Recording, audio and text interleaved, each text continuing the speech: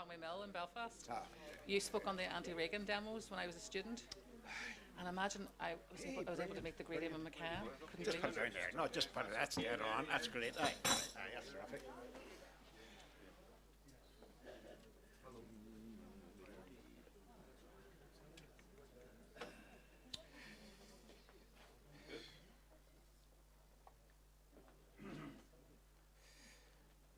Okay, everyone, thanks for coming. Thank you very much.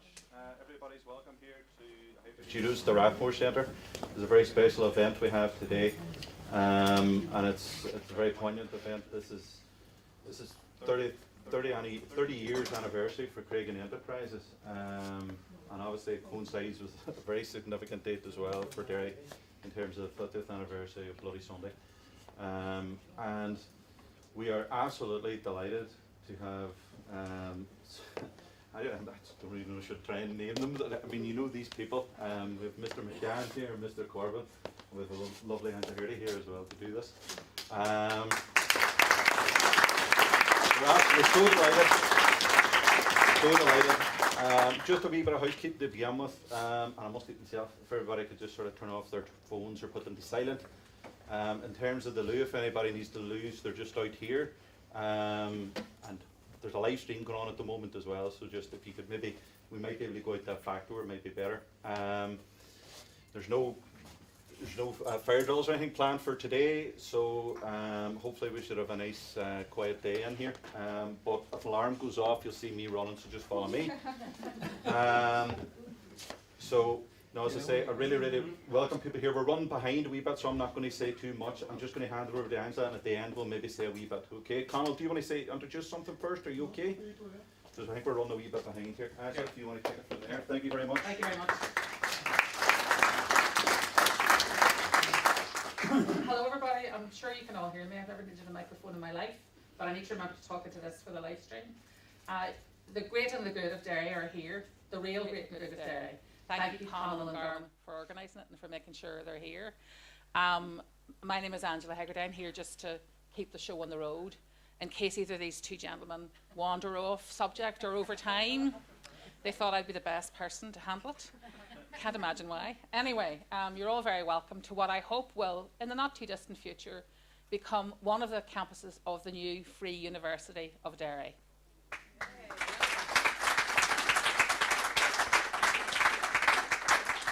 Because community education and community empowerment is really what it's all about, and that's what this project has done and continues to do so well.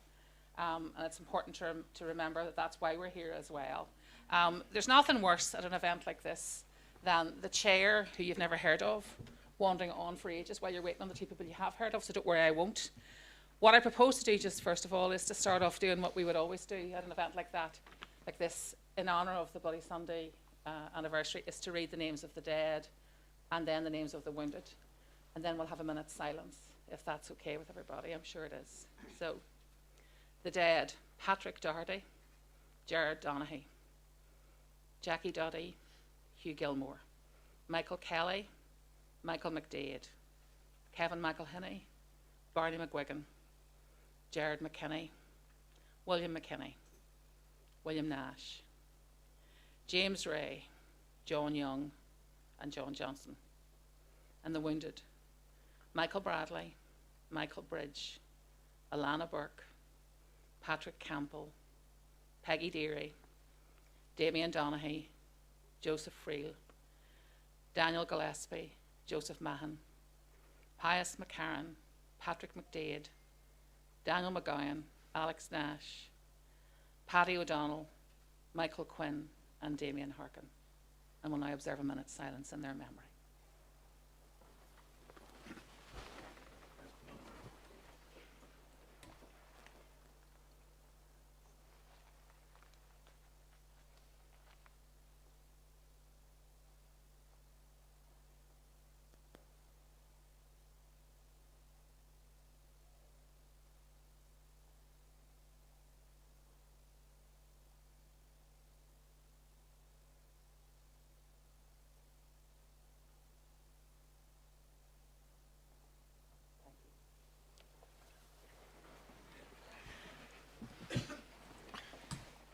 So to start off, And without further ado, I'm not going to introduce the two gentlemen to my right. It's one of the very few occasions they'd ever be on anybody's right. I'm not going to, you know who they are. I'm not going to waste your time by giving them their lengthy biographies. Could I ask both Eamonn McCann and Jeremy Corbyn to start off by just reflecting on Bloody Sunday and what its legacy is, both for themselves and in the wider sense. So Eamonn, if you want to go first. Well, I mean, I'm from Derry. I'm from Rossville Street. The first thing I think of when I think about Bloody Sunday is that that's where I was born. I was born on 10 Rossville Street. 10 Rossville Street is just at the bottom of the street now. It's where Glenfada Park would join Rossville Street. It's right in the centre of the killing ground. And it struck me at the time, or at least the day afterwards, that that's the place where all children too. We used to play.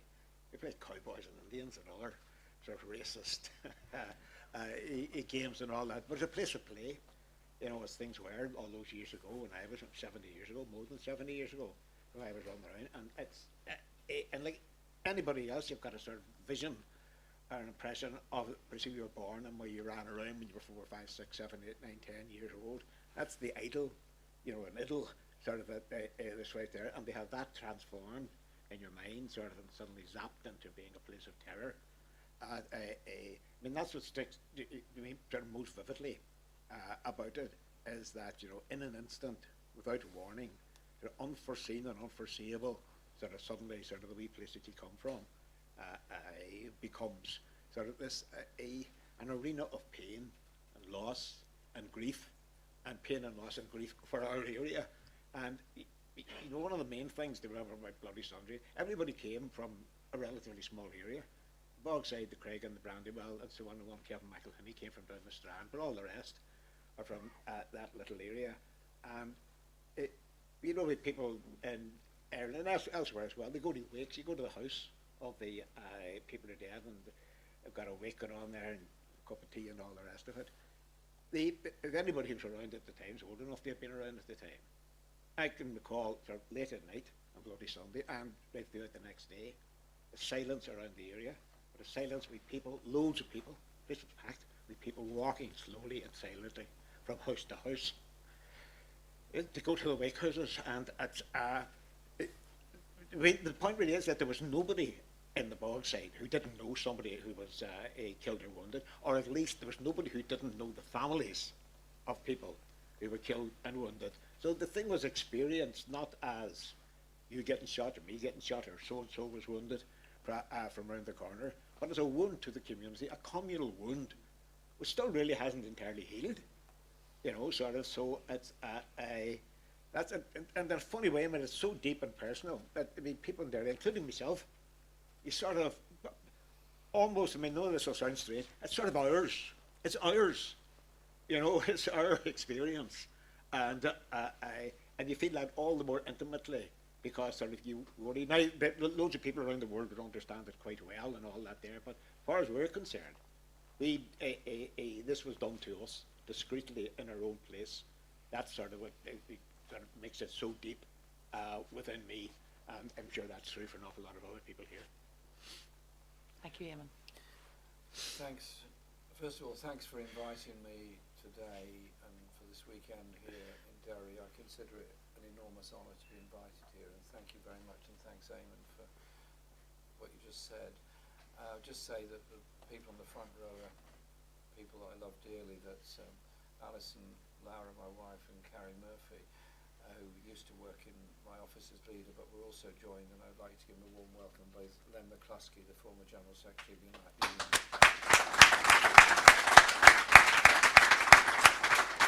He did everything possible to make sure his union was a force for social good, and above all to develop the principle of a community-based trade union through its community membership. And I think Len deserves a lot of accolade for the way in which he managed to begin to change the trade union movement into something more community-based. So Len, thank you for all that you did and all you still do. And we enjoy talking about poetry together. Well, he does anyway. Reflections on Bloody Sunday. I was working in London at the time, young person working in a trade union office, and utterly shocked when the news came through, and utterly shocked by the media response at that time in London and the day-to-day conversations that took place about it. People had been shot dead by British soldiers on the streets of Derry, and somehow or other the victims were to blame. Somehow or other the victims were responsible for their own death. And that was a media narrative that developed quite quickly. And then a week later, there was a solidarity march organised. It was a very long march. It was from Kilburn to Trafalgar Square. And it was massive, it was angry, it was very determined, and there was a huge police presence beside it. And we held a march often every year after that for quite a long time, and I often went on those marches, most of them. Some of them were accompanied by fascists from the National Front who would shout abuse at us the whole way and try to disrupt and break up the march. And then on the one in question in 1972, we then arrived in Trafalgar Square and were prevented from going down to where we wanted to be to lay the coffins, the mock coffins, outside Downing Street. And a lot of us got arrested that day and were very, very badly treated. But that was as nothing compared to what was happening here. It was the turning point in so much, and as Eamonn said, this is a close-knit community. Everybody knows everybody else. It's not a bit like the community I represented in London, where there's a 30% turnover of population every year. It's very different. Everybody knows somebody that was involved. Everybody knows somebody that was part of the family of those that died. And the mental stress does not disappear with the funeral. It certainly didn't disappear with the whitewash of the Widgery inquiry. And whilst the later inquiry and David Cameron's statement to the House of Commons was intended to bring closure to the whole thing, it didn't, and it hasn't, and it won't. Because that mental health scar goes on for a very long time in generation after generation. And a lot of people need to understand that. Does it mean that it would never happen again? Sadly, no. Does it mean that there is going to be forever a peaceful future in Ireland? Obviously, I hope so. But peace only comes with an understanding of history, an understanding of the forces that brought about the troubles and the horrors and the history that goes before that. And that brings about a better future for young people. And we just had a very interesting meeting with sixth form students from 2 of the local schools. Their hopes, their ideas, their aspirations. And I asked them one question at the end. I said, are you hopeful? This is a group of apprentices as well. Are you hopeful for the future of Creggan? And they said yes. They were hopeful. They did see their future here. They did see their future in Derry. They did see a future for them. But that means that Derry also needs, as you quite rightly said, the status, the university, the investment, and that future. But it also means that we should not brush under the carpet those that were responsible for the sending in of the troops, the idea that went on for a very long time that there was a military solution to the issues of the troubles in Ireland.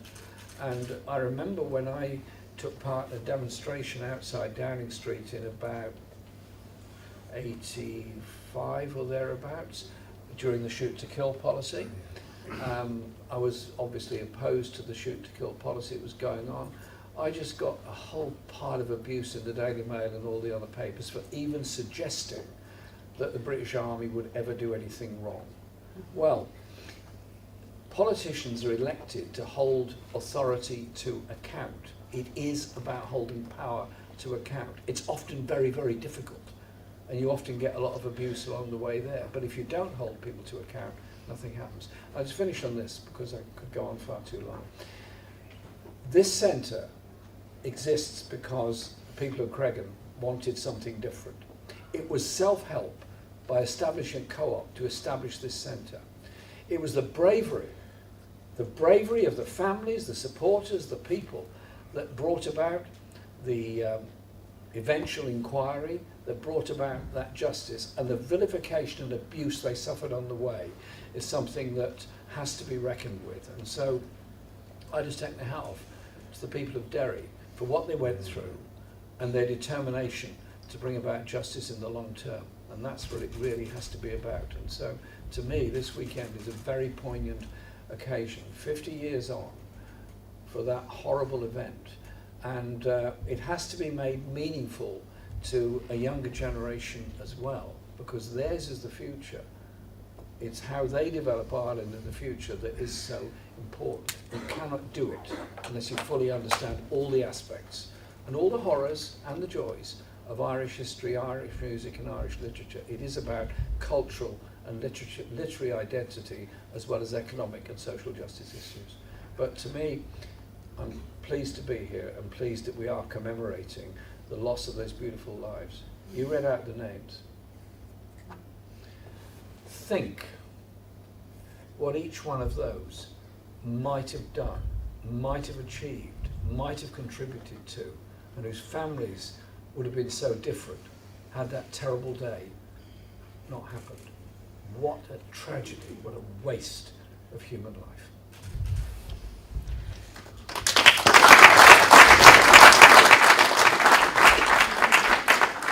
I just also wanted to acknowledge the presence in the audience of Bloody Sunday relatives, of the activists who are not related really to anybody who was killed on Bloody Sunday, although everybody in Derry is related to everybody else. But the activists who kept this issue on the road for so many years as well, that's really important as well. And also, I see Breach Foyle and a number of people from the Ballymurphy families as well, and I think we should give them a round of applause.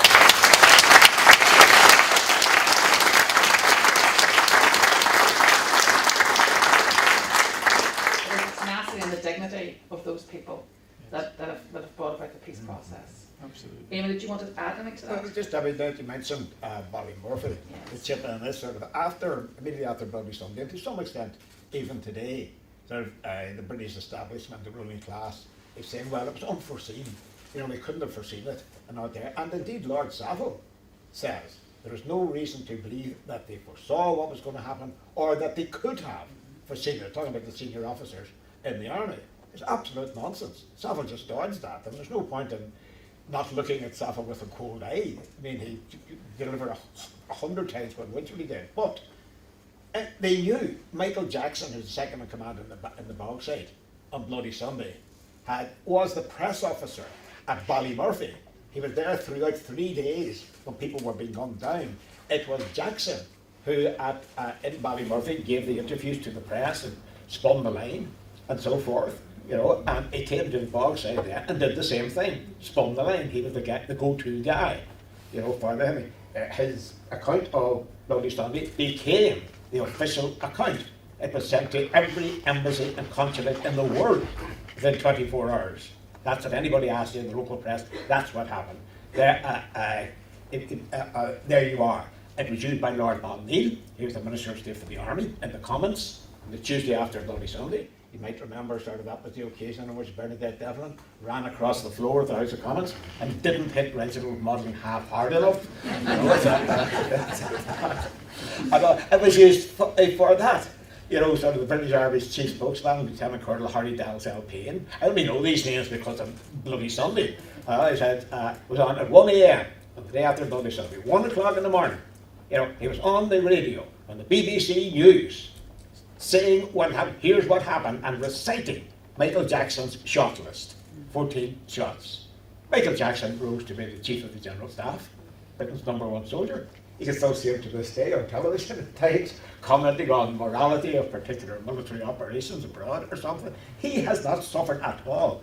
Tell me, I know not everybody agrees with this. I blame Michael Jackson, Frank Kitson, Robert Ford, all the other officers. I could give you 5 or 6 other names of the senior officers. I blame them far more than I blamed individual rank and file Paris.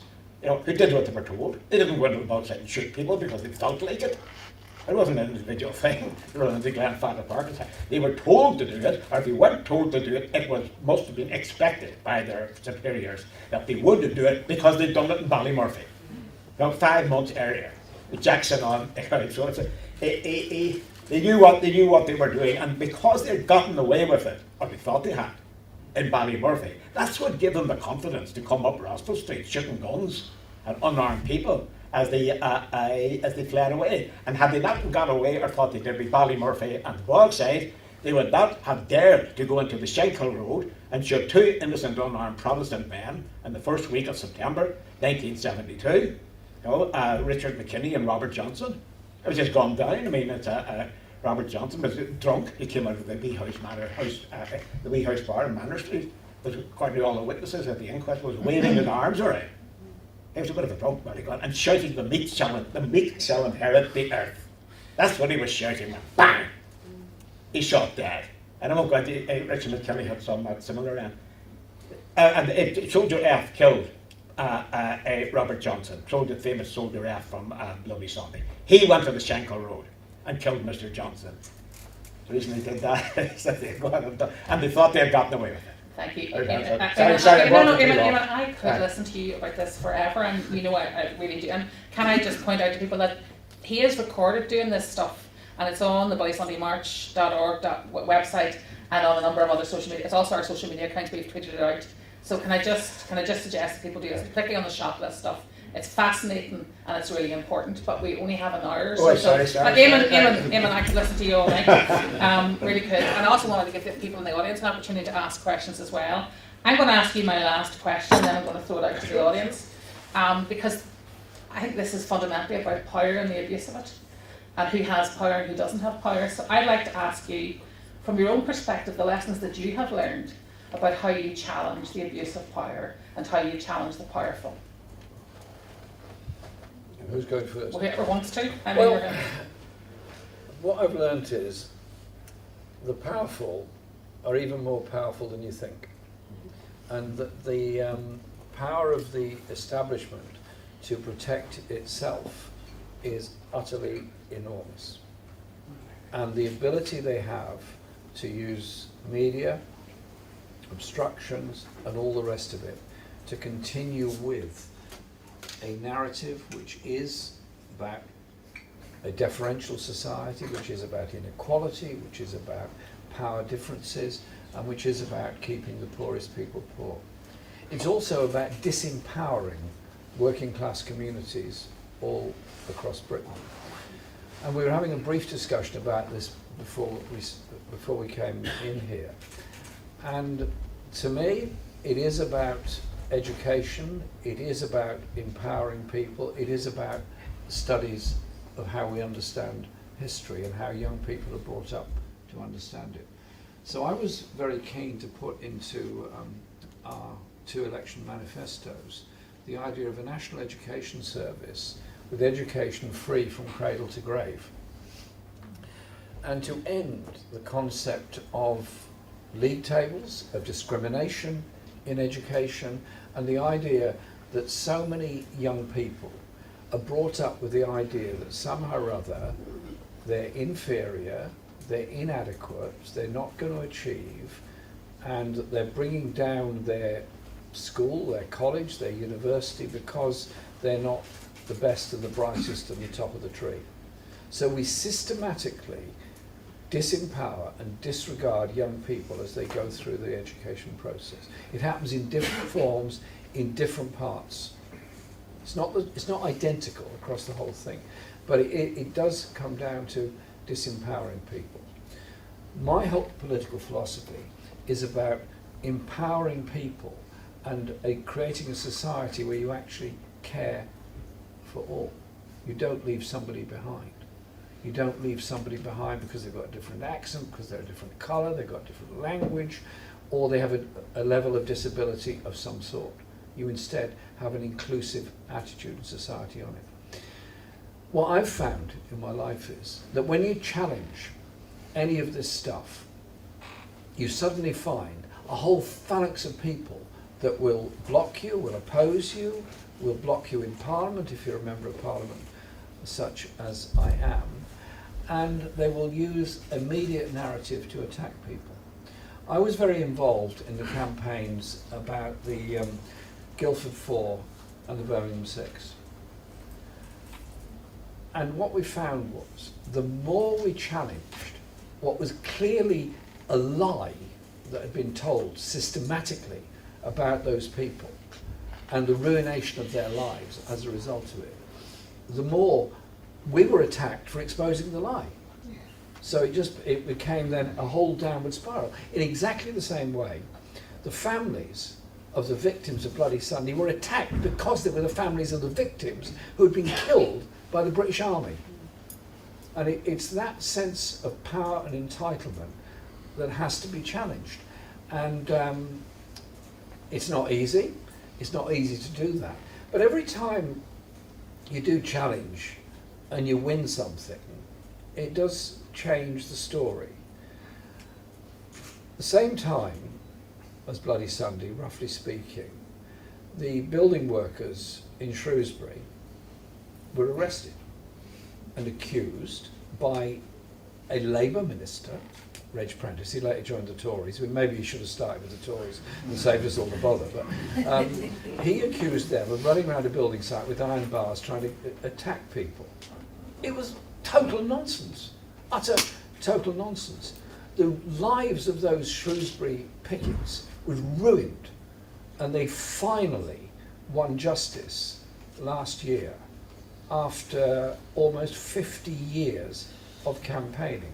Different scale to Bloody Sunday, but that victory, the victory of the Hillsborough families and others, does empower others to challenge.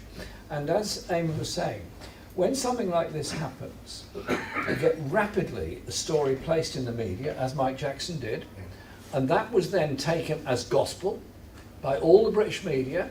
So the story was out within a few hours of the horror of this. The story was out that some or other, the victims were responsible for their own demise. And that then became the basis of years and years of campaigning. And so my admiration for the families and my sorrow at what you've all gone through. But thank you, because by at least getting to the position where there was some move towards justice, you've actually changed the narrative for a whole lot of other people. And people begin to be sceptical then about news they get from the establishment trying to protect its own. And so, to me, it is about challenging power. When you're in a leadership position, it's very tempting to be very autocratic, because that's what you're encouraged to do and be. But in reality, the function of leadership is to empower others and empower democracy in society, questioning and accountability. And that's the hard part. But if the legacy is a stronger questioning democracy, is a much more sceptical population that won't take as gospel this kind of nonsense that Mike Jackson put out at that time, then we begin to have a better and much stronger society. It's a hard road to go down, but the alternative is that we allow this sense of injustice to go on, and this kind of horror that happened here to happen somewhere else, in a war zone, somewhere else, where you vilify a people, you vilify the image of a people in order to carry out an aggression against them. I mean, this might sound a long way away from the mark, but I'm not sure it is. How is it that the slave trade was tolerated for so long by Europe, other than they had so demonized black people in Africa that somehow or other they were subhuman, therefore it was okay to enslave them. And so quite a substantial number of the population thought, well, that's okay, they're not real humans. That is what that level of inequality, injustice and patronage leads to and brings us to in the end. And so it is about education and empowering people. Now, I must say, the young people we just met here, I think Creggan and Derry got a great future with those young people. So let's pick it up for them.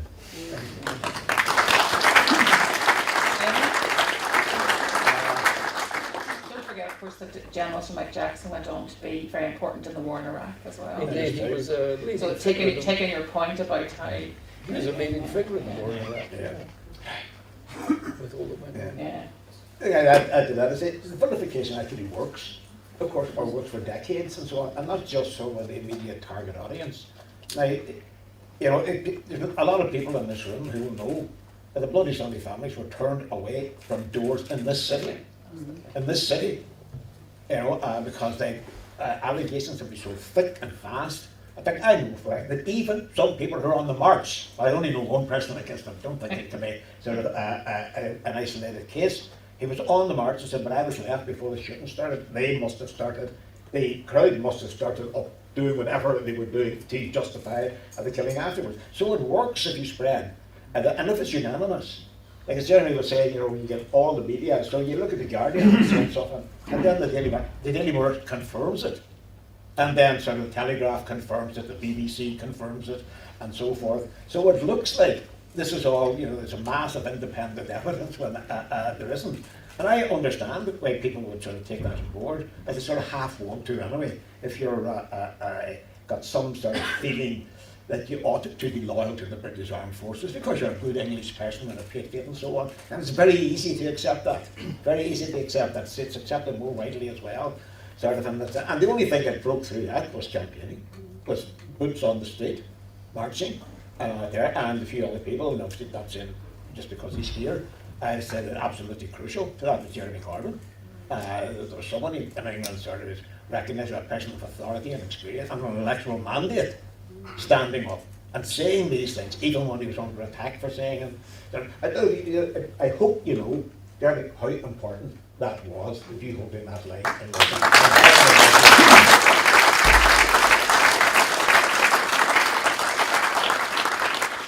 Did you want to say anything I'm more pleased about about that, power? because it was out at the time.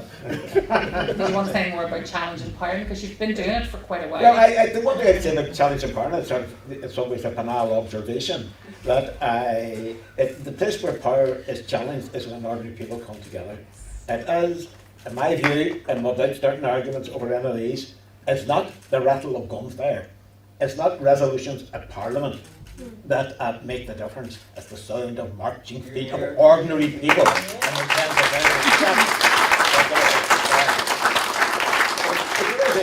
Marx talked about. Sorry, I'm not going to go on. Sorry, go on. We're going to let you quote Marx on this occasion. No, it's just Marx talking about, you know, that the act of liberation of the working class has to be the act of the working class. That nobody can give you freedom. You have to take it as a collective. I mean, if a man can give a woman freedom, if I can give you freedom, you're not free. You know, if I give you freedom, it's in my gift. That's not freedom. It's when people take it themselves, and Marx put it, you have to shrug off the muck of ages that is accumulated, all those old traditions, the assumptions, the prejudices, the self-abnegations of people in the bottom half of society. When all that says, to shrug that off, how do you shrug that off? Well, you can do it in all sorts of ways, but the way that worked for masses of people, you can't do it for yourself. You can't do it for yourself, and you can't do it for anybody. It has to be the crowd. The crowd. So that's what's important. Thank you. I have another question which I'm going to hold up, which arises out of what you've just said, but I'm going to see if there's anybody. Connell's having a stroke because I don't know if we have a microphone. There's a couple of people in the audience with their hands up. Are there any women with their hands up? Thank you. I'm just going to, because there aren't enough female voices in these situations anyway. So right, it's not a question, but I just wanted to say I've been living in England now for 40 years, and I remember Eamonn as a young girl.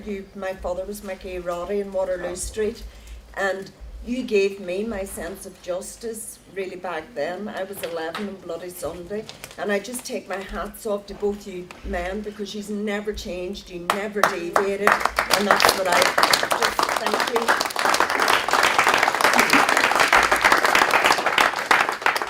Still ask a question. Yes, who's got a question? You've got a question. Sorry. Yeah, on the whole issue of power, and on the day that's in it, on the weekend that's in it as well. I mean, the civil rights movement in this country began on working class issues, on housing and unemployment. We were driven off the streets and Bloody Sunday was the ultimate driving off the streets. This was done by the ruling class. This is capitalism. We look around the world today and look what's going on and all over the world. It's horrendous stuff. My question or my notion today is, having watched you, Jeremy, being elected to the leadership of the Labour Party, as Eamonn said earlier on, give a lot of us, I think give thousands of people all over the British Isles a great sense of hope. The same thing I was watching on YouTube and stuff, the same thing was happening in America with Bernie Sanders. And these people were talking the way we have been thinking for 20, 30 years, talking about what socialism is, what justice is, against the terrible wave of propaganda that we live under every day, which depresses you every day of your life. Can you wind your Yes. question up? Sorry, I don't want to cut you short. Finally, I just want to say, agreeing with basically what Eamonn says, Jeremy, have you come to the conclusion, and it's not been pessimistic, but is there really a parliamentary road to socialism, to justice, in England or anywhere else? Very good question. What happened to you, what happened to all that hope, it was crushed under the power of the media and the lies and the propaganda of the vermin that Can we just avoid language like that, please? Is there a parliamentary way to socialism anywhere? No, not that this is a hard question. Easy question, that one. I have to say, the first day I went into Parliament, the late great Joan Maynard, some of you may remember her. She was a Labour MP, working class woman from Yorkshire, who was an MP for Sheffield. She sits me down at the table and pours out the tea. And she says, "You're newly elected here." I knew her before mine. She said, "Yeah, that's right." She said, "Well, Jeremy, let me tell you this. If both front benches are agreed on something, the working class are losing out. So watch this place, because it'll suck you in if it can." And very wise words from a very wise woman. And then, many years later, 30 years later, I go into Parliament for Prime Minister's Question Time, the first time as leader of the Labour Party. Remember, I've been elected leader of the Labour Party by a massive vote of party members and union members around the country. And I go into Parliament, it's absolutely packed full. Wow. So I said, "Where are my friends?" And I said, "Oh yeah, they're down there, all 12 of them." There's like 2,000 people in the chamber, that's 600 members and all the galleries are packed. And great, this is fun, isn't it? And then we go through the questions, and I decided that I would ask questions that had been sent in to me by people around the country, because that is a way of challenging power. Now, can Parliament itself legislate for socialism? It can legislate for lots of things, but in reality, change comes about because of popular movements. Parliament catches up later on. If you'd left the opposition to the Iraq war to Parliament, there wouldn't have been any opposition, basically, apart from, to begin with, a very, very small number of us. And then it grew because of the size of demonstrations outside. Obviously, we didn't stop the Iraq war. So it is about popular movements outside. And so my whole view is that there has to be development of popular movements. And popular movements can take lots of forms. Obviously, we see it through the prism quite often of political parties. But in reality, what brings about change but big popular movements?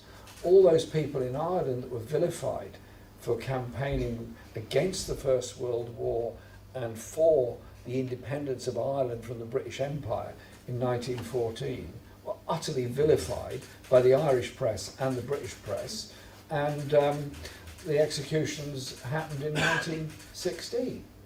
In reality, they are now the revered figures of Irish history because they look beyond all of that and beyond the First World War. Those that opposed the First World War, more venerated now than defiled as they were at that time. Keir Hardie, Connolly, and many others. So is there a parliamentary road to socialism? Simply, as a simple answer, no. There isn't a simple parliamentary road to socialism.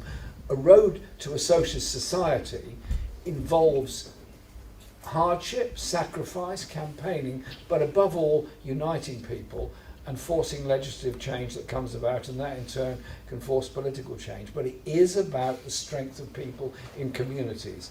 Len McCluskey and I, in leadership positions, cannot deliver change unless the people actually are prepared to fight for that change. All we can do is try and point the way and empower people to do it, and that really is what it's about. It's empowering and mobilising people. Look at countries that have achieved amazing levels of change. It's very seldom come from on high.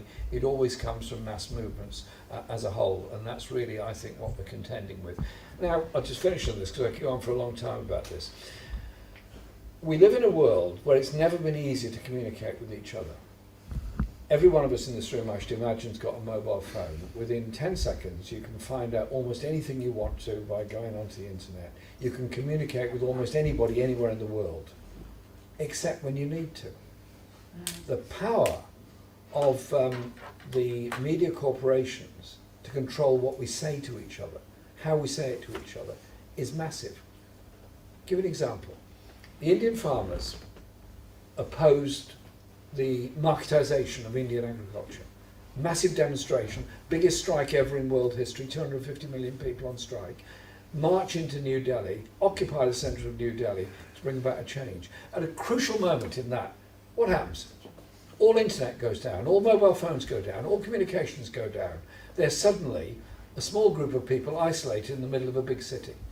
That is the power of global corporations to decide what we do, what we say, what we think when we say it. We, who care about these things, have got to develop our own secure and independent form of communicating with each other and the values that go with it. Otherwise we end up with an autocratic society which is obsessed with consumerism and nothing else, and allow massive injustices and abuses of human rights to go on, and we don't even know about it. The power is in our hands, not theirs, but we have to use it. Eamonn? You just reminded me of the connections between sort of the anti-war movement and the campaign against World War I, sort of the courage of the conscientious objectors in World War I. I mean, one of the people most active in that was Fenner Brockway. Absolutely. Fenner Brockway was on the platform on Bloody Sunday. I don't know if you know that. He was due to be sort of the final speaker at that meeting. And there's a number of other ways, and sometimes in a semi-sentimental way, you like to sort of make the connection between, because I don't want to be ferociously nationalist, but I don't want to have hatred of the English people because they are English. And it's good to look back over there and see, you know, sort of the way in which been going back to, you know, the 17th century, you know, sort of from Cromwell's time, when there was a distinct radical tradition in England which actually stood by Ireland when Cromwell was going, and that was the cause of the revolt against Cromwell's leadership. It's well to remember them things. And they were killed at Burford Church. Absolutely, yeah. And the other thing, look, for everything you read, Rainsworth, wasn't it? He did a wonderful statement. One of the great statements was, "The poorest he that is in England have as much right to life as the greatest he." Old-fashioned language, but somehow that invests it sort of with a dignity and an importance, a venerability, sort of that wouldn't have if you said we need more levelers, Eamonn. We need more levelers. We need more levelers, and we need more ranters, and we need more diggers, and all yes. I mean, if you read about that period, you always sometimes think of the imperial history of England, and they were all sort of just led astray, sort of, and they're still, people say, you know, the English people, they don't think, it's just bollocks. You know, in the 17th century, the humbug of radical ideas that was covered up, and you see in the Putney debates and so on. There's nothing else, nothing like it was happening anywhere in the world. The English working class was in the front of modern thinking. I just like to remind myself of that every now and again, in case I give away entirely to the temptation of just English bastard. We don't think that. We don't think the people of Derry know very well how important it is to have solidarity with oppressed people all over the world and closer to home. And on that point, I just wanted to acknowledge the presence in the audience of Sheila Coleman of the Hillsborough Justice Campaign as well.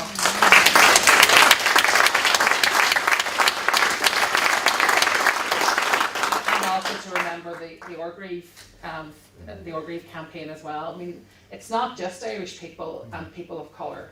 It's their own people that the elites of the powerful have done this to. Is there anybody else has a question? Sheila, well, since I mentioned you're allowed a question. I was going to ask a question. Yeah, it's a bit of a follow-on, but it's in relation to the future, because you know, I only joined the Labour Party to support Jeremy, and you know, like many other people, I've always been active, but outside, and I was very active in supporting Jeremy, and the sense of hope that I felt and that he engendered and the people around him engendered was so important. And being around that, and you know, speaking about Len, I'm part of Unite Community, so you know, the links are all there, and it was wonderful, the optimism and the hope, and thinking we can make a difference. And then following on from that, of course, you know, it's axiomatic. I'm expelled now, of course, you know. It's not even worth going into the undemocratic nature of how they expelled me.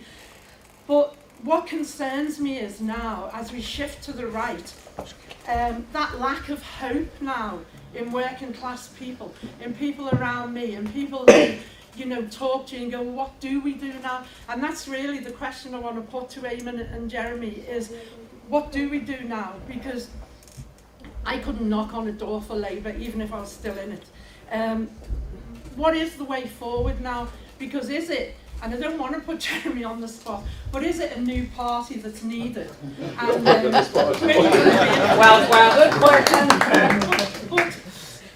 the role of communities, which, you know, I feel passionately about, and the power has to come from communities. But how do you fix that? How do you make that happen without going into communities and organising? Just by the very nature of organising, and you're not imposing a little bit. And that's a contradiction I've found working as a community coordinator within Unite. It's just a reality. We have to listen to communities. But how do we go from those communities dealing with something in their area to the position where we become powerful enough to change something? And if it isn't, you know, sort of, is there a parliamentary road to socialism? Well, increasingly as I age, I think, no, there isn't. And I'm firmly with Eamonn on the March of Feet, and that's how you do it. But I want to still be hopeful. I want to retain. Well, I'm going to put your question, yes, Sheila, yeah, only because I got the nod to wind up. Please, so yeah. You know, give us some hope. Before I do, can I just seriously ask you one question? First of all, massive thank you for everything you've done, everything you do, because you change a lot of people's lives and a lot of people's perception. You took up a cause that was not of itself obviously totally political at the beginning. It was a tragedy, and it was a lot of people at a football match who died and shouldn't have done, all the horrors that went with that. We know that. And it became a battle over the police, a battle over truth, a battle over justice, a battle over campaigning, and you did all of that. And it became a very political campaign and united the city of Liverpool in a way that nothing else ever has. And the political legacy is the sun isn't welcome in Liverpool anymore, and it never should be. Did you see a political development growing as the campaign went on, or was it something that you were inspiring them to do? Personally, I felt the politics of it from the beginning, but that's me because I'm a political animal and people around me were. In terms of our campaign, and you know, Jill who's with me today is a Hillsborough survivor. Our campaign, the actual Hillsborough Justice campaign, began 9 years after the disaster because of the politics and the kind of co-opting of people involved in Hillsborough. And at first, even within our group, which was the more political, people saw it just as football, and no, that doesn't concern us and that. But we would say, no, we're going to London, we're going on this social justice march, and this is what's happening. We would get speakers in. And it was organic, how it grew, and people began to see the politics. And the more people, bereaved families and survivors, mixed with other campaigns, it became obvious. And so as it went on, and I said there was something the other week about how when people would go, we've gone on for years, there's nothing happening. And I'd go, oh, look at the bloody Sunday families, they've been going years longer than us, and they're still there. We're pups, we're young ones, are all this. So it grew to the point where the biggest, and we succeeded to some extent getting verdicts changed because of football in the terms of it being a mass movement of people, and also people in at football understanding it. It was a working class, and most miscarriages of justice are working class miscarriages of justice, and that was the point, and people began to get onto it. And so, you know, you mentioned Orgreave, you know, you mentioned the Shrewsbury, so it was organic, and you can do it. But what I want to see is that shift to how we live in a better country. Just before you come back, I just wanted to point out that Sheila is speaking tomorrow at events in Pilots Row if you want to hear more. And there are details on the website. I really do need to I'm going to ask the two gentlemen to conclude. We're very short of time. And I understand there's a So when media did we facilities. become gentlemen? I always refer to people as gentlemen. Dare you. Yeah. It's how I was brought up. That my mother would be rotating if I hadn't referred to you as gentlemen. That's all I can say. And she's very not too far from here, over in the city cemetery. So, you know, can't be too careful. Eamonn, I'm going to ask both of you to mind, because I think the point that Sheila makes is the point you both made kind of throughout. It's been the theme, is the importance of empowering communities and how we do that. And Eamonn, go first, and I'm going to ask you to wind up. Eamonn? I don't know, we could talk for hours about that, you know, I'm not allowed there. You mentioned football, so I'll talk about football for a wee while. It's there's a very good video you want to watch, and a terrific song called For These I Have Loved. And that's actually the name of the band as well, it's a bit complicated. But anyway, For These I Have Loved, which is a song written and performed by a fellow who's involved in the Coolock Reds. The Coolock Reds are followers of Shelbourne Football Club in Dublin. They're based in a working class area. They're from Coolock, if anybody knows it, big working class estate. And one thought I was listening to him talk, and he was talking about that there aren't all that many places where sort of young men come together, and basically overwhelmingly men, and feel a connection with one another and an affection for one another, and at times can be seen to hug one another and do it all with the same purpose. And he says there's only two places, he got Stephen, who's the proper name of the guy, and he says politics and football are the only two places where you can see that happening anywhere in the world. And anybody who's a football fan will know that sense of being there in a mass array, sort of a mass of people, but all as one. You know, you get that sort of on the terrace, you get that going to a football match and the excitement and waving to people and all that there. That sense of oneness, sort of, okay, that's a very rare thing. Actually, where else do you get that? Where else with 80,000 people? I was going to say that, at Bruce Springsteen concert you get it as well. Although football is more authentic than Bruce Springsteen. I don't know about that. But I know, that's what I really mean, sort of. It's the search for that sense of community, and a sense of community in which you as an individual are better realised than ever. It's in the crowd that you can most be yourself. And even take sort of a concert, as all the young people are, you can it's in your head. You're listening, maybe with your eyes closed, you don't see anybody else, but you know that all around you there's people listening to the same thing and experiencing the same thing. That's what gives it a headiness. Transcendent. A transcendent. And if you can get that feeling into mass politics and so on, you've cracked it. You've cracked it. So it's so the football analogy is a very good one. You know, it's and I'm pleased that you call the Coolock Reds the Reds. And you get that all over. I'm sentimental. Of course, popular culture we can all get sentimental about. And if you're my age, you're very sentimental about being a football fan. You know, but it's all there. It's all there, sort of. You know, and it only takes that wee crack. I mean, it's we wish sometimes that you can get this pompous. I'm guilty of it. You know, that you sort of wish the mass of the people were better. You wish that they were more political, oh God, I mean, sort of, look who they've elected now, and so forth. But when people sort of are together and so on, you can sense, you get that sense, you get a vision of the future. You get a vision of the way the world might be in all sorts of different settings. And the reason you get that is it's very deep, it's rooted deep in the hearts of people. It's a product sort of living within oppression, sort of in any class divided society. You know, so all those expressions give me great hope. Well, it needs a political expression, of course, now. They begin to talk about that. You're talking about the whole history and the world sort of Marxist politics and of anarchist politics. We don't have enough time left. We don't have enough time. to do that. But you can get more politics in a football match you can get in the Palace of Westminster. Thank you. Of course, the other place one might have to feel that transcendence and sense of commonality is at the Glastonbury event. Yeah, the sense of camaraderie of a mass event is an amazing experience, and you feel it on a big demonstration. I was one of the organisers in there at 2003, the demonstration against the Iraq War, where we had 1 million people in Hyde Park, and I got on the stage to speak, and I thought, wow, there's like 1 million people out there. As far as you could see, there were just people. Half of whom, probably more than half of whom, had never been on a demonstration in their lives before, probably never been to a political meeting in their lives before, but felt the anger and frustration of a political system that was to deliver their country into a war they didn't want. And it was that sense of empowerment of them. And now, obviously, we didn't stop the war in Iraq, everybody knows that. But nobody that was there will ever forget that occasion. Nobody will ever forget it. Just like all of us that marched and demonstrated in support of the miners in 84, 85 will never forget that experience. And we'll never forget the bitterness of the defeat of the miners' strike and what could have been as a result of it. And so, where do we go to politically? I'm probably going to sound a bit like Tony Benn here. Not necessarily a bad thing at all. It's all right, I won't try the accent. The issue is how we deal with the economic crisis that is upon us now.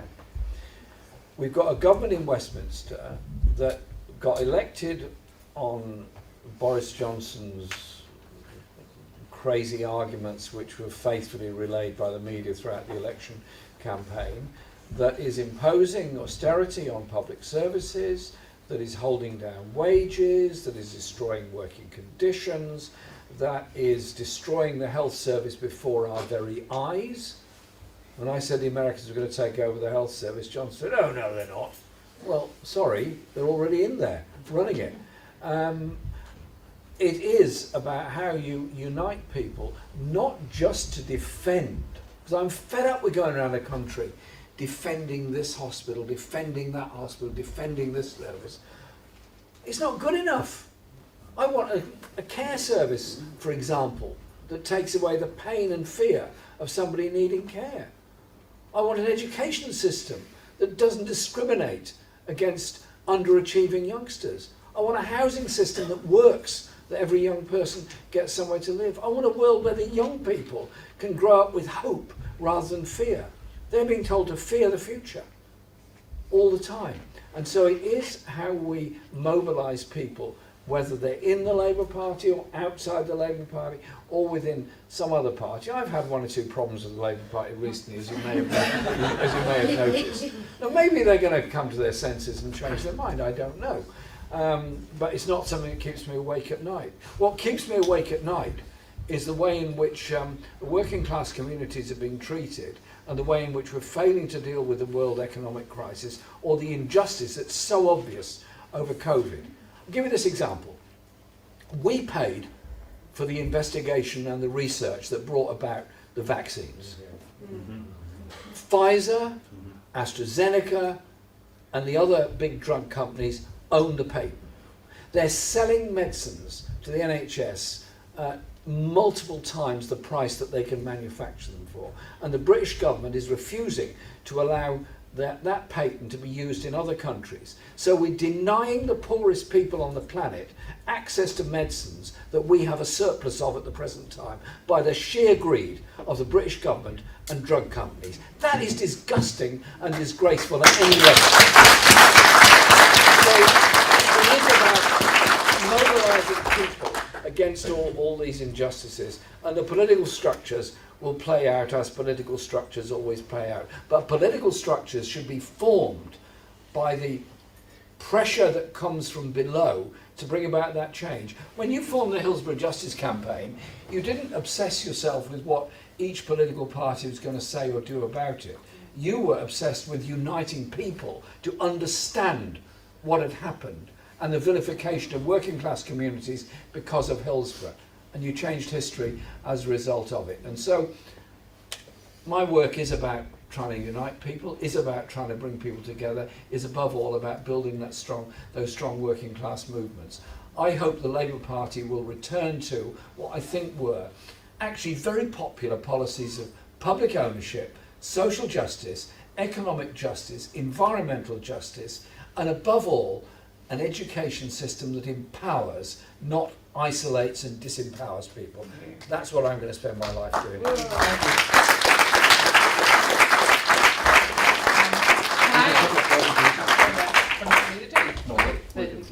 Sorry, I'm aware that. So I need to wind up.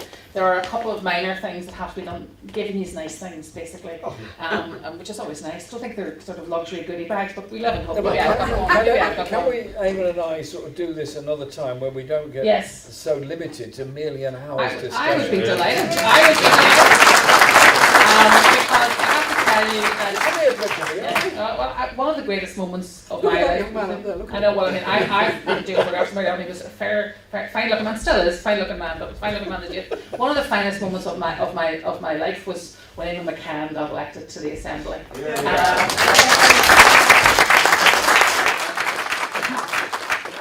It was a great moment. It's pity it didn't last as long, even longer, but that's the Assembly for you. You know, we would love to have you back. I know that we'd love to have a bigger audience, maybe in times when we can have more people in the hall. Connell, over to you. You can sort that one out. That's for your to-do list. I will let you. Surely. Thank on their behalf. Can I thank you? On my behalf, can I thank Connell and Garwin and Creggan Enterprises for asking me to do this. This was a pleasure. Thank you very much indeed. Over to you. Thank you so much. I know everybody here really enjoyed that. We have a couple of quick presentations to make now. And if you don't mind, we're going to do our hometown hero first, if you don't mind, Jeremy. I'm just going to call up Polly McClenaghan here, who you know very well, to present yourself.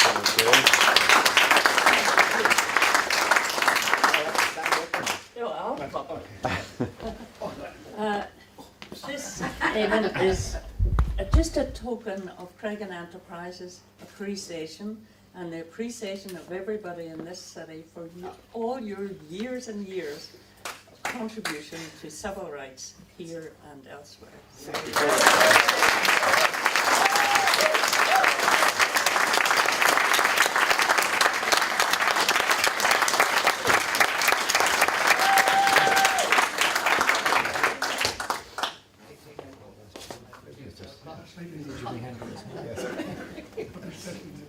I'm admiring his Jimi Hendrix hair.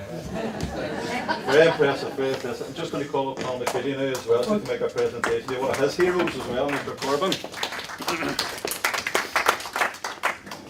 Again, Jeremy, this is a presentation on behalf of Creggan Enterprises. In terms of my activism, both yourself and Eamonn were the people who motivated me on the community development and community activism, and it's a pleasure to have you here today.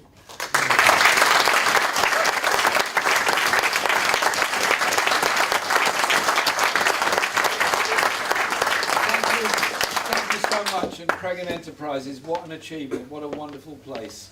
And I've got a little gift for you for Creggan Enterprises. No expense has been spared. No expense has been spared at all. It's fig jam from figs on my hot allotment in North London. For you to enjoy. It's not a very big jar, but you know, if you get a small loaf of bread and share it out, everybody will get a slice. Connell's going to be raffling it, you needn't worry. That's great, I really appreciate that. Thank you very much. You haven't tried it yet, how do you know?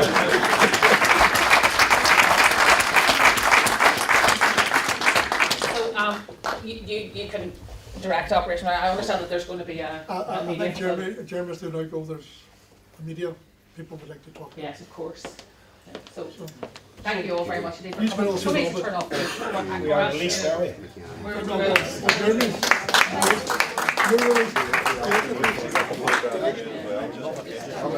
How are we doing the photo?